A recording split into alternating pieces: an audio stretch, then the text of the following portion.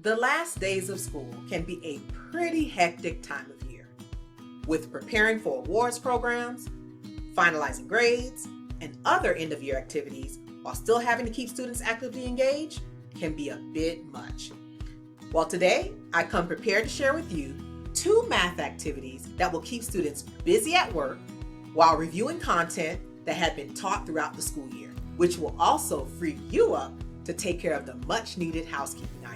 But before I get into it, I want to welcome those new to my channel. I'm Mrs. O, here to support my PSTs with all things math-related, Edtech tips, and educational resources.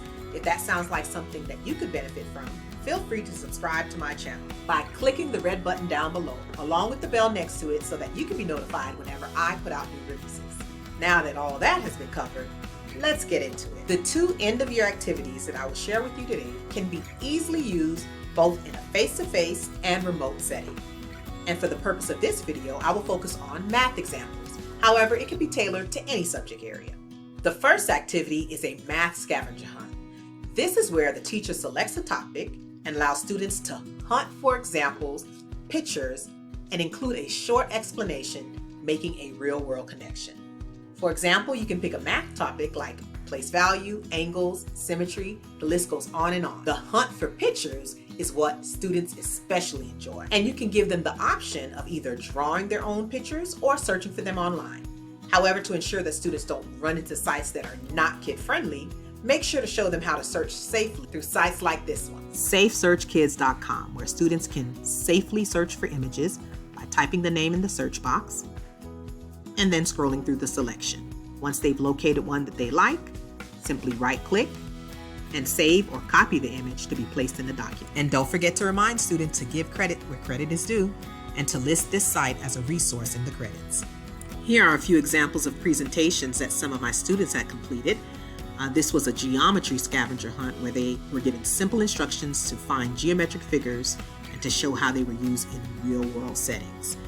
Since we had been using PowerPoint throughout the school year, I allowed them to select their own design and layout.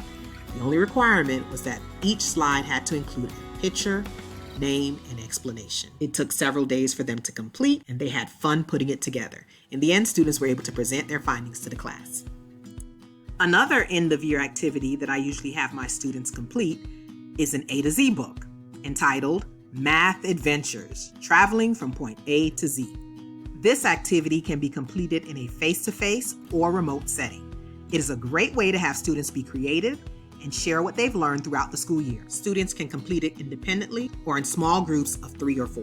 However, before releasing students to work, it's important that you set the stage by explaining to them that throughout the year we've traveled through a lot of math content and that now they will be taking a trip down memory lane and will keep a travel log to record their experiences.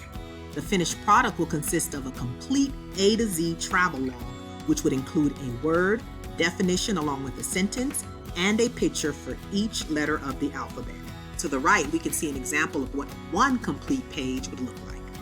However, before having students write directly on the template, I usually have them write out their ideas using this planning sheet. And here are a few additional sample pages of what a travel log would look like. With each letter of the alphabet, a student includes the word, a sentence including the word, along with a picture to illustrate it. The point is that as we wind down towards the end of the school year, in order to keep our sanity and to ensure that students are still having meaningful experiences, we have to be creative and consider giving them something different. So consider giving one of these activities a try. I will leave a link down below in the description box so that you can reach out to me if you're interested in receiving your complimentary copy of the Math Adventures A to Z book. However, it's on a first-come, first-served basis, so be one of the 10 to receive your free copy. And if you do consider giving it a try, please let me know your thoughts by commenting down below. And don't forget to give this video a big thumbs up. And as always, thank you for watching, and until next time, take care.